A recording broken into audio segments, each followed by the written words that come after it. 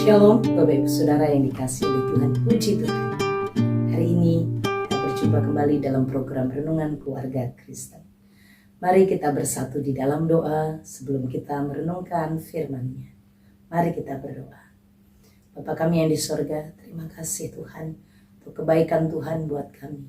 Terima kasih pertolongan Tuhan buat kami. Terima kasih penjagaan Tuhan buat kami. Terima kasih pemeliharaan Tuhan buat kami. Terima kasih untuk kasih setiamu. Terima kasih Tuhan. Kami mengucap syukur hari ini. Terima kasih Tuhan. Kami berterima kasih. Kami meminta pertolongan Tuhan untuk memimpin kami menjalani hari-hari hidup kami. Berikan kami firman-Mu, agar firman-Mu itu sungguh menuntun langkah hidup kami.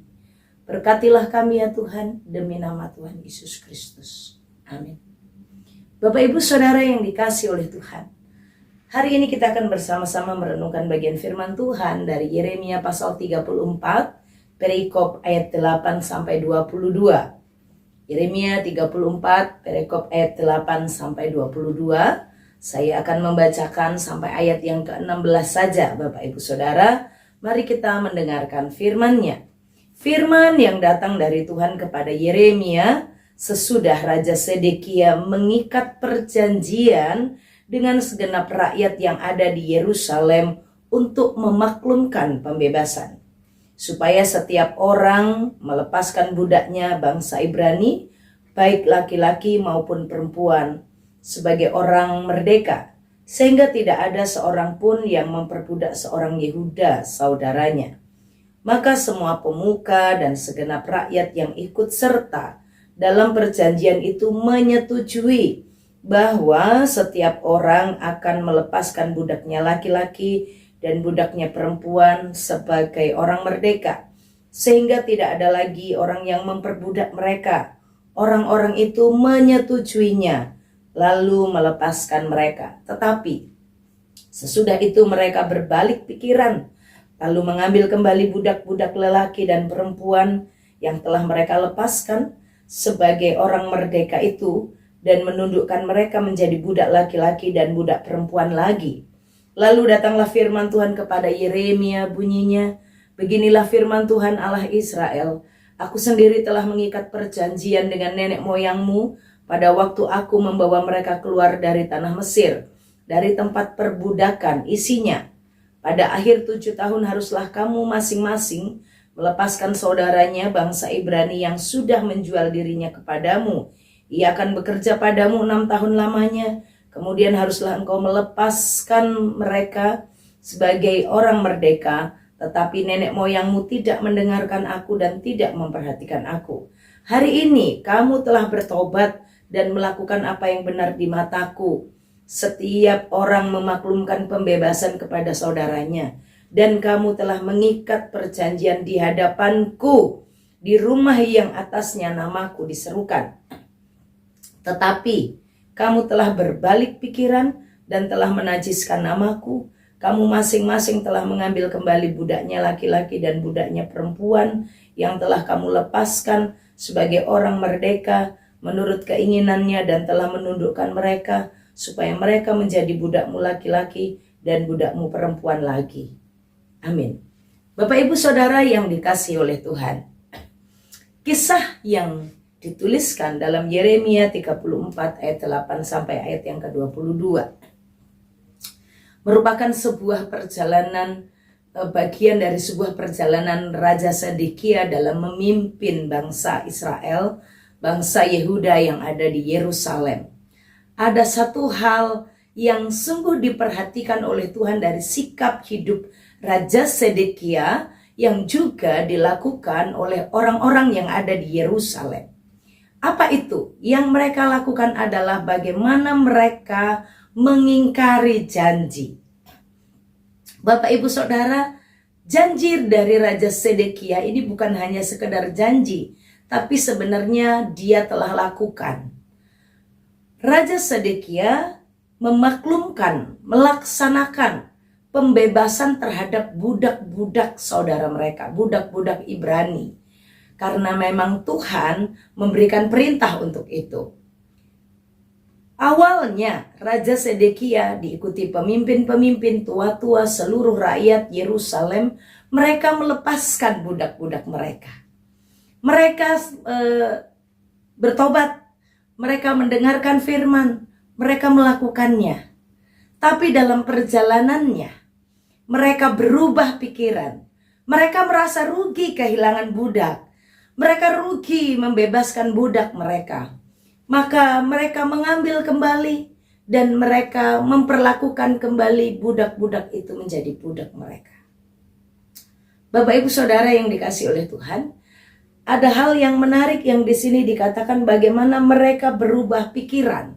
Kata berubah pikiran ini sebenarnya menggunakan bahasa asli dalam bahasa Alkitab yang menjelaskan, menggambarkan seperti seorang yang berdosa, mengerti kebenaran, lalu mereka dengan sadar berubah, mengubah sikap hidupnya dari jahat menjadi baik. Kata berubah ini sebenarnya menggunakan sikap orang yang dari jahat, dari berdosa, bertobat menjadi baik, dan mereka sungguh-sungguh melakukannya. Tapi ini digunakan berbalik oleh orang-orang yang ada di Yerusalem. Mereka balik. Mereka dari kehidupan yang mulai mendengarkan firman, mulai taat, lalu mereka memikirkannya dan mereka rugi, mereka merasa menyesal, dan mereka sungguh-sungguh kembali melakukan dosa mereka. Demikian, orang harusnya sungguh-sungguh bertobat dan berhenti meninggalkan kejahatan mereka, meninggalkan sikap penindasan kepada saudara-saudara mereka. Tapi di sini tidak. Mereka justru dengan sadar meninggalkan perintah Tuhan, dengan sadar meninggalkan kebenaran dan kembali lagi melakukan hal jahat. Maka Tuhan menghukum mereka. Tuhan akan menyerahkan mereka. Dan aku akan menyerahkan orang-orang yang melanggar perjanjianku, yang tidak menepati isi perjanjianku yang mereka ikat di hadapanku. Bapak Ibu Saudara, Sedekia bersama tua-tua, bersama pemimpin, bersama dengan orang-orang yang memiliki budak ini, melakukan pelepasan budak itu nggak di rumah mereka masing-masing loh. Mereka melakukannya di bait Tuhan. Mereka melakukannya di rumah Tuhan dan atas nama Tuhan. Mereka melakukan perjanjian, karat berit, perjanjian yang dilakukan dengan sungguh-sungguh dengan melakukan pemotongan korban. Dan itu menandakan sebuah perjanjian yang sungguh-sungguh di hadapan Allah. Seperti bagaimana Allah berjanji mengangkat Israel menjadi umatnya. Itu dengan perjanjian. Dan mereka juga untuk melepaskan budak itu menggunakan perjanjian di hadapan Tuhan dan dilakukan di rumah Tuhan. Tapi apa yang sudah mereka buat dalam perjanjian itu, mereka tinggalkan begitu saja, mereka ingkari begitu saja. Maka Allah akan menghancurkan mereka. Dari bagian ini kita belajar bahwa Allah menghendaki kita menepati janji. Allah membenci orang yang meremehkan perjanjian. Allah akan menghancurkan orang yang tidak menganggap kudus perjanjian itu. Bapak Ibu Saudara yang dikasihi oleh Tuhan, dalam kehidupan keluarga Kristen, janji itu kita ucapkan sekali dalam mezbah, di altar depan Tuhan, di altar waktu kita melakukan pernikahan kudus. Aku berjanji menjadi istrimu, mengasihi engkau dalam keadaan sehat atau sakit, dalam keadaan kaya atau miskin. Aku berjanji mengasihi engkau dalam keadaan apapun, seperti Kristus mengasihi jemaatnya sampai maut memisahkan. Tapi kenapa sekarang banyak keluarga Kristen meremehkan perjanjian yang telah dilakukan di hadapan Tuhan dan di hadapan jemaatnya? Mereka menganggap itu hanya sekedar sebuah perjanjian, janji yang diucapkan begitu saja. Bapak Ibu Saudara, mari kita hargai, mari kita hormati perjanjian kudus kita di hadapan Allah. Perjanjian pernikahan.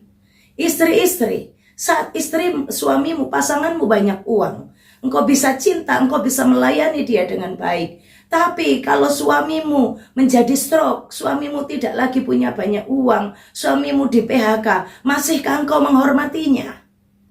Saat suamimu tidak memberikan keteladanan, saat suamimu tidak memberikan kepemimpinan yang baik, saat suamimu tidak mampu, tidak mau melakukan pengaturan, penataan kepemimpinannya di dalam keluargamu, masihkah engkau berjanji setia, berjanji mencintai dia? Perjanjian yang kudus di hadapan Allah, perjanjian yang kudus di hadapan jemaatnya jangan diremehkan. Baru saja mereka menepati janji lalu mereka berbalik menyesal. Bapak Ibu Saudara, anak-anak muda, setiap kita pengikut Kristus, kita juga pernah melakukan janji kudus di hadapan Allah. Pada saat kita angkat sidi, pada saat kita dibaptis dewasa, kita menyatakan pengakuan iman rasuli. Aku percaya kepada Allah Bapa yang Maha Kuasa, Khalik langit dan bumi. Aku percaya kepada Yesus Kristus.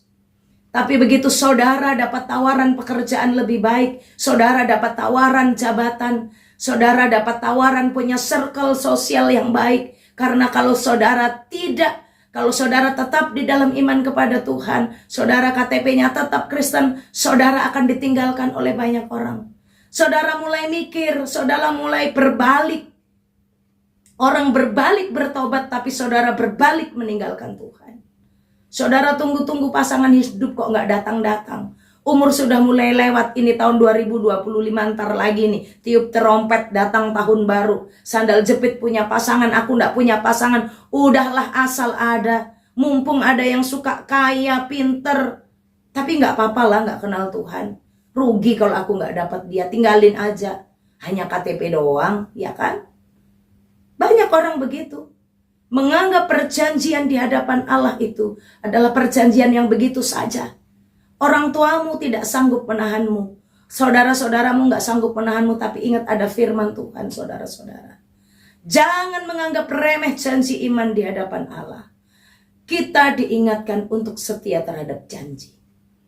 Di tengah-tengah keluarga, bagaimana kalau orang tua sudah berjanji kepada anak? Sudahkah menepatinya? Sudahkah kita mengajarkan kepada anak-anak juga supaya tidak pelin-pelan? Bapak Ibu Saudara, Tuhan menghendaki kita bersikap benar terhadap janji. Janji kepada Tuhan dalam iman. Janji kepada pasangan di hadapan Allah dan jemaatnya. Janji kepada anak-anak. Oh, kalau kepada Tuhan tuh keren. Itu janji yang tingkat tinggi. Kepada istri itu juga janji yang lumayan lah. Tapi kalau kepada anak-anak, Bu, itu anak kecil, ya besok-besok dia bisa diganti, besok-besok dia bisa dihibur. No. Pengingkaran janjimu melukai hatinya. Banyak anak menjadi terluka bukan karena apa-apa. Karena orang tuanya tidak setia kepada janjinya terhadap anak-anaknya. Ingat, janji apa yang Bapak Ibu Saudara belum lakukan kepada anak-anak. Ingat, sudahkah menjadi teladan dalam setia terhadap janji kepada keluarga kita? Ingat, jika engkau berencana untuk meninggalkan pasanganmu, ingat jika engkau sekarang sedang dalam tahap perjalanan meninggalkan pasanganmu, dalam arti engkau tetap serumah, tapi engkau sudah tidak tidur bersama. Engkau masih sekamar, tapi engkau sudah tidak lagi hidup di dalam cinta dengan pasanganmu karena hal apapun itu. Ingat janji nikah itu. Bapak Ibu Saudara, Tuhan Yesus Kristus menjadi teladan buat kita. Tuhan Yesus Kristus membimbing kita hari ini untuk menjadi orang yang setia terhadap janji kita. Mari kita lakukan janji kita. Mari kita pegang teguh janji kita. Karena siapa yang berpegang teguh kepada janji Allah, dia tidak akan luput dari berkat-berkatnya. Tuhan menolong dan memberkati kita.